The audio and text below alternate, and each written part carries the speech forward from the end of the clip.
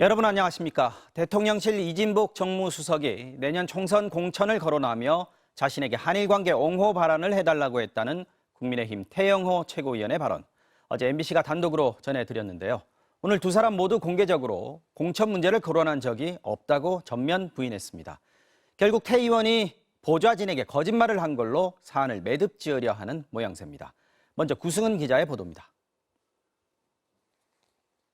대통령실 이진복 정무수석은 오전에 대통령실에서 공식 브리핑을 자처해 관련 의혹을 전면 부인했습니다.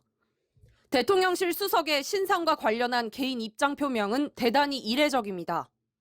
오후엔 민주당 신임 원내대표를 만나러 국회를 찾았는데 기자들의 질문은 한일 관계 정책 옹호를 요청했는지, 이 과정에서 공천으로 여당 최고위원을 회유한 건 아닌지에 초점이 맞춰졌습니다. 한일 관계에 대해서는 전혀 언급이 없으셨나요? 전혀 기억이 안 나요. 그러고 할 이야기 몰라요. 지나가면서 이야기할 수 있을런지는 모르겠지만 관심을 가질 만한 그런 사항들의 이야기는 전혀 없었어요. 태영호 의원이 왜 그런 얘기를 했다고 설명을 하던가요, 선생님? 모르죠, 그거는. 그건 알 수는 없지. 지난 3월 이진복 정무수석을 만나고 온 태영호 최고위원은 한일 관계 정책과 관련해 대통령을 옹호하지 않았다며 질책을 들었다고 했습니다. 정부수석이 나한테 오늘 바로 그렇게 하면 이진복 수석이 오늘 같은 때 바로 외교 한일 관계를 그것 때문에 공격받는데 그거 해야지 왜 생뚱맞이 그런 말을 하느냐. 태영호 국민의힘 최고위원은 어제 MBC 뉴스데스크 보도 직후 강한 유감을 밝힌 입장문을 냈습니다. 이진복 대통령실 정무수석이 한일 관계 문제나 공천 문제에 대해 언급한 사실이 전혀 없고 다음 공천을 걱정하는 보좌진을 안심시키기 위해 나온 과장이 섞인 내용이라고 했습니다. 국민의힘 지도부는 당사자가 사실이 아니라고 했다는 걸 강조했습니다. 기자들 질문의 전제가 잘못됐다며 답하기에도 적절하지 않은 사안이라고 했습니다. 자기가 부풀렸다 그러잖아. 그런 말 한 일이 없는데. 그래도 아니 왜 자꾸 안 했다는데 했다고 질문하세요? 녹취록이 사실이라면 정무 개입에 해당한다고 보시는지. 사실이 아니라는데 사실을 전제하고 가정하고 답변 드리기에는 좀 적절하지 않은 것 같습니다. 대통령실도 당에서도 파장이 대통령실까지 이어지는 건 선을 긋고 나서면서 모든 책임은 일단 자신이 과장해서 말했다고 한 태영호 최고위원에게 돌아가는 모양새입니다. MBC 뉴스 구승은입니다. 이어서 주가 조작 의혹 사건 관련 소식 전해드립니다. 가수 임창정 씨는 이번 사안에서 자신도 막대한 돈을 날린 피해자라고 호소하고 있죠. 하지만 곳곳에서 임 씨가 투자에 관여한 의혹이 일고 있습니다. 투자회사 행사에 참석한 영상에서는 임 씨가 투자를 부추기는 듯한 발언을 하는 모습이 포함돼 있어서 논란입니다. 임 씨 측은 분위기를 띄우기 위한 말이었을 뿐이라고 해명했습니다. 배주환 기자입니다. 지난해 말 한 투자자 모임에 참석한 연예인 임창정 씨. 주가 조작을 주도한 의혹을 받는 라덕연 씨를 종교에 빗대며 치켜 세웁니다. 근데 돈을 맡겨. 이게 종교야. 너 잘하고 있어. 왜냐면 내 돈을 가져가. 맞아요, 안 맞아요?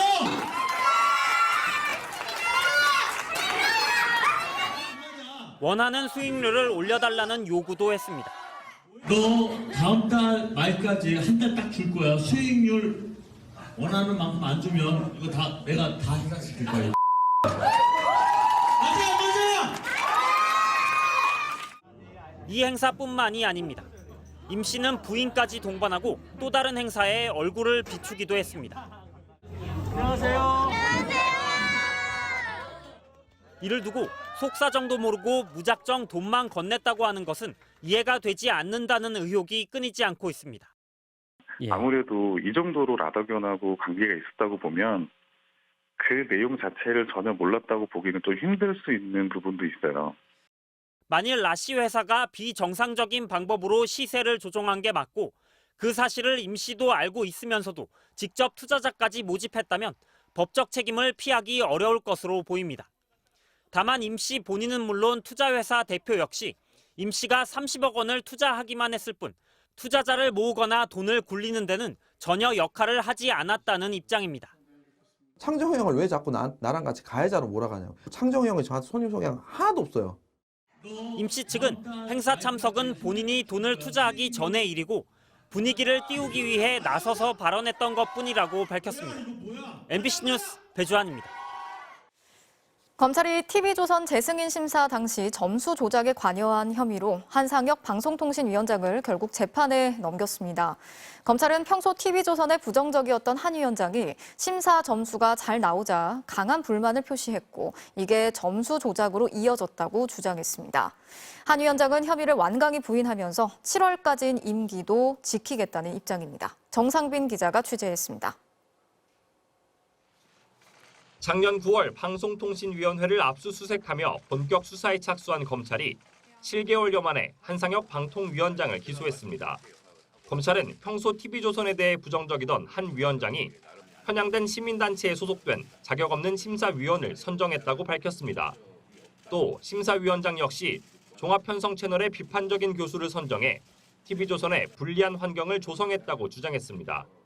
그런데도 TV조선 점수가 재승인 기준을 넘기자 한 위원장이 방통위 담당 국장에게 강한 불만을 표시해 국장과 심사위원장이 사후 점수 조작을 진행했다고 적었습니다. 한 위원장 주도로 계획적, 조직적으로 점수를 조작했다면서도 강한 불만을 표시한 것 외에 한 위원장이 뭘 했는지 설명은 없었습니다. 구체적인 조작 지시를 못 밝혀낸 겁니다.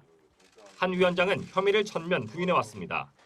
심사위원 선정은 절차대로 이루어졌고 심사위원들이 정당하게 점수를 고쳤을 뿐 자신은 점수가 수정된 것도 몰랐다는 겁니다. TV조선에 대한 3년 조건부 재승인 결정은 평가 결과를 토대로 다른 방통위원들과 논의한 결과라고도 주장해왔습니다. 어떠한 위법하거나 몇 가지라도 부당한 지시를 한 적이 없다는 사실은 분명하고요. 앞서 법원은 주요 혐의에 대해 다툼의 여지가 있다며 한 위원장의 구속영장을 기각한 바 있습니다. 문재인 정부가 임명한 한 위원장은 오는 7월까지인 임기를 지키겠다는 뜻을 분명히 밝혀왔습니다. MBC 뉴스 정상빈입니다. 2021년 더불어민주당 전당대회 돈봉투 의혹의 정점에 있는 송영길 전 대표가 자신을 조사해달라며 오늘 검찰청사에 나갔습니다. 하지만 검찰은 부르지도 않았는데 나왔다고 해서 조사할 수 없다면서 사실상 송 전 대표를 문전박대했고 송 전 대표는 발길을 돌려야 했습니다. 송 전 대표는 검찰이 비가 올 때까지 기우제를 지내는 인디언 기우제처럼 수사하고 있다고 비판했습니다. 손구민 기자가 취재했습니다. 더불어민주당 송영길 전 대표가 서울중앙지검 청사 앞에 나타났습니다.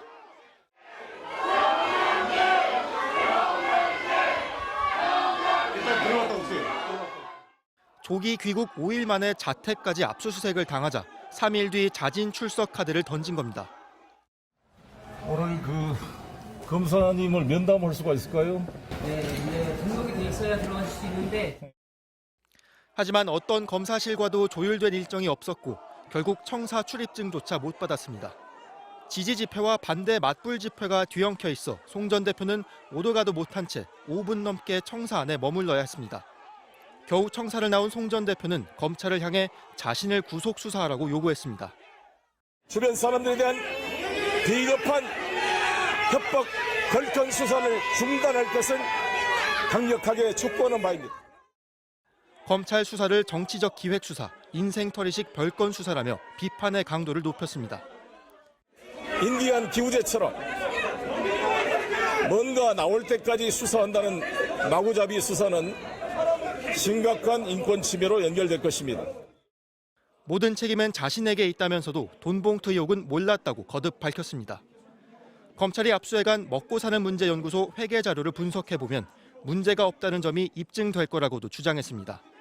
검사 대신 취재진 앞에서 할 말을 마친 송 전 대표는 30분 만에 발길을 돌렸습니다. 검찰은 수사 대상자가 일방적으로 출석 일정을 발표하는 건 모든 국민에게 동일하게 적용되는 형사 절차와 맞지 않다고 지적했습니다. 정치적인 행위에 대응하지 않고 정해진 일정대로 수사하겠다는 겁니다. 검찰은 50만 원 돈봉투를 받은 것으로 지목된 당시 송영길 캠프 전남 지역 본부장 등 관계자들을 차례로 소환해 조사할 예정입니다. MBC 뉴스 송구민입니다. 올해부터 부처님 오신 날과 성탄절에도 대체 공휴일이 적용될 예정입니다. 당장 5월 27일 부처님 오신 날이 토요일인데 그 다음 주 월요일인 29일에 대신 쉴 수 있게 되면서 이번 달에 사흘 연휴가 또 생겼습니다. 직장인들과 여행업계부터 크게 환영하고 있는데요. 김세영 기자가 전해드리겠습니다. 올해 부처님 오신 날은 이번 달 27일 토요일입니다. 법정 공휴일이지만 주말과 겹쳐 그만큼 쉬는 날이 줄어든 겁니다. 하지만 정부가 대체 공휴일에 부처님 오신 날을 포함시켰습니다. 27일 토요일 대신 월요일인 29일에 하루 대체 휴일이 주어지면서 토, 일, 월, 사흘 연휴가 가능해졌습니다. 직장인들은 기대에 부풀었습니다. 직장인들은 다 좋아하지 않을까요? 아무래도 이제 또 월요일이다 보니까 월요일에 하루 더 쉴 수 있어서 굉장히 기분이 좋습니다. 와이프랑 캠핑 이런 거 취미를 즐기고 있는데 대체 공휴일을 이용하면 좋지 않을까요?